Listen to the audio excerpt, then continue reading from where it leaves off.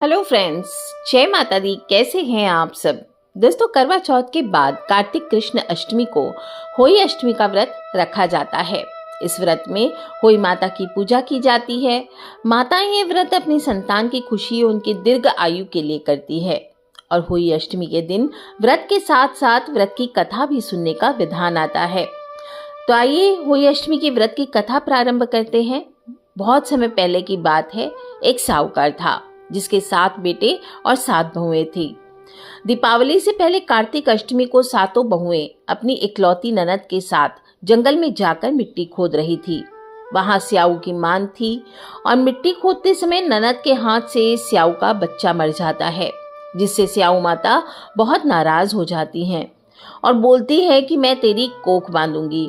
तब ननद अपनी सातों भाभियों से कहती है, तुम में से कोई मेरी जगह अपनी कोख बंधवा लो। सभी भाभियां अपनी कोख बंधवाने से इनकार कर देती है, परंतु छोटी भाभी सोचती है कि यदि मैं अपनी कोख नहीं बंधवाऊंगी तो स्याऊ माता मेरी ननद की कोख बांध देंगी। इसका तो अभी विवाह भी नहीं हुआ है। ऐसा सोचकर ननद के बदले में छोटी भाभी अपनी कोख बंधवा लेती है। अब इसके बाद उसके जो बच्चे होते हैं 7 दिनों का होकर मर जाते हैं। एक समय उनके गांव में एक बहुत बड़े महर्षि आए तो छोटी बहू उनके पास जाकर रोने लगी और उसने स्याऊ माता द्वारा अपनी कोख बनवाने का सारा वृत्तांत उनको कह सुनाया और इसका हल पूछने लगी। तब वह ऋषि बोले, तुम्हारे गांव में एक सुरई गाय है, तुम रोज उनकी सेवा किया करो। सुरई गाय स्याऊ माता की सखी है, वो तुम्हारी कोख खुलवा देंगी, तब तुम्हारे बच्चे जी सकेंगे। अब वह रोज सुबह जल्दी उठकर सुरई गाय के पास जाकर उसकी साफ सफाई करके आती, साफ पानी भराती, हरी हरी धूप उनके भोजन के लिए रखाती। एक दिन सुरई गाय ने सोचा, ये सुबह सुबह कौन मेरी सेवा करता है, आज तो मैं जरूर देखूंगी। ऐसा सोचकर वो सवेरे उठी तो देखती है कि साहूकार की छोटी बहू आई है और वहां सफाई करने लगी है। गौ माता उससे पूछती है, क्या बात है, तू रोज तड़के यहाँ आकर के साफ सफाई कर जाती है। तब साहूकार की बहू बोलती है, स्याऊ माता तुम्हारी सहेली है और उसने मेरी कोख बांध रखी है, तुम मेरी कोख खुलवा दो। गौ माता ने उसकी बात मानी और उसके साथ 7 समुद्र पार अपनी सहेली स्याऊ माता के पास चल पड़ी। रास्ते में बहुत तेज धूप थी तो वो दोनों एक पेड़ के नीचे थककर बैठ गए। थोड़ी देर में वहां एक सांप आया। उस पेड़ पर गरुड़ पंखनी का एक बच्चा था। सांप उसको खाने के लिए उस पेड़ पर चढ़ने लगा तो साहूकार की छोटी बहू ने उस सांप को मारकर ढाल के नीचे दबा दिया और बच्चे को बचा लिया।